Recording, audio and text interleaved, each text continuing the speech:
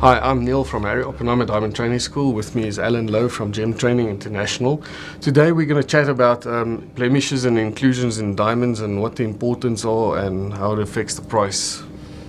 I just want to say to you up front that many of the photographs that you're going to see in this video are in favor of Nizam Peters of the American Institute of Diamond Cutting, who's allowed us use of his beautiful pictures of imperfections and inclusions in diamond.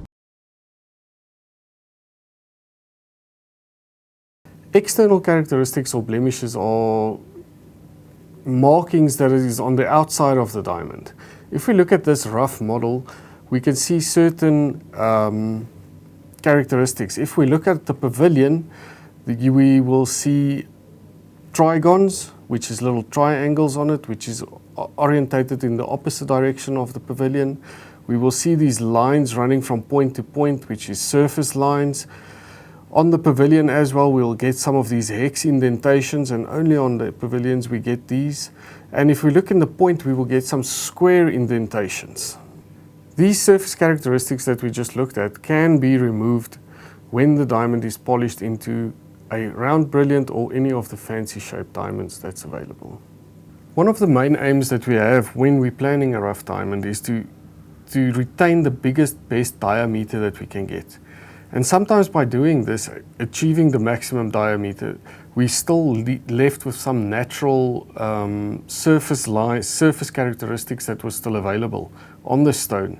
And once the stone is polished and some of these naturals are still available, some of these surface characteristics like your trigons or your surface lines or those characteristics, it's known as a natural.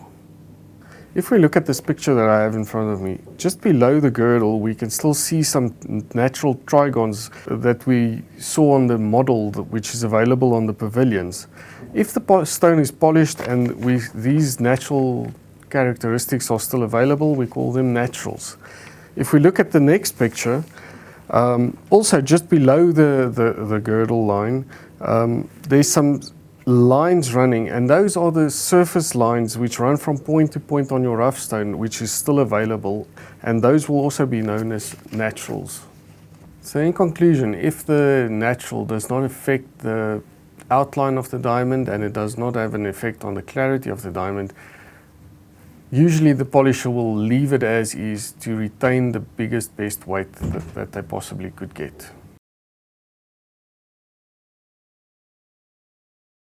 The next common blemish that is visible on a diamond is extra facets that can be polished. Your normal round brilliant diamond has between 57 and 58 facets, and usually when there was an external blemish that affected the clarity grade, the polisher would add a small little facet just to remove that blemish to increase the clarity grade. Looking at this picture, just below the girdle, we can actually see this white reflection, which is an extra facet that has been put onto the stone to remove some of the natural surface characteristics of the stone.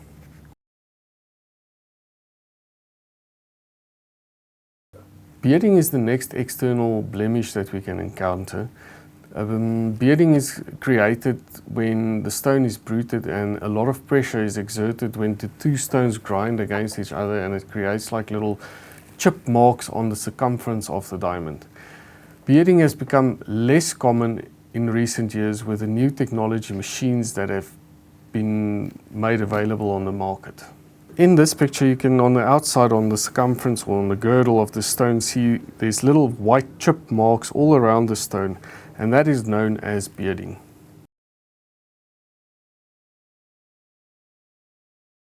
So diamonds can also burn, which leaves in less extreme cases these orange burn marks on the facets, which can be removed when repolishing.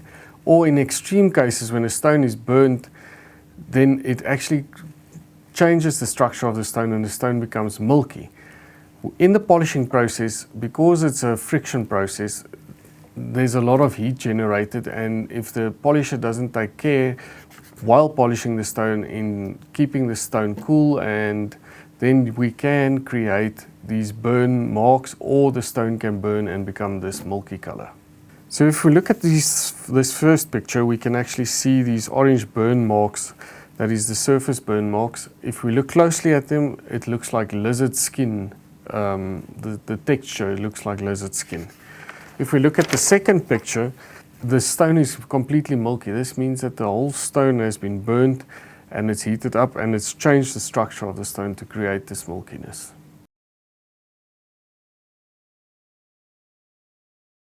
Polishing lines is the next external blemish that we can encounter on a diamond. This is a direct result of the polishing process. While the stone was polished, it creates these little scratch marks on the stone, but these can be removed by repolishing this stone very carefully. If we look at this picture where these lines, you will see on close to the culet, there's these little lines running on the facets. Those are called the polishing lines.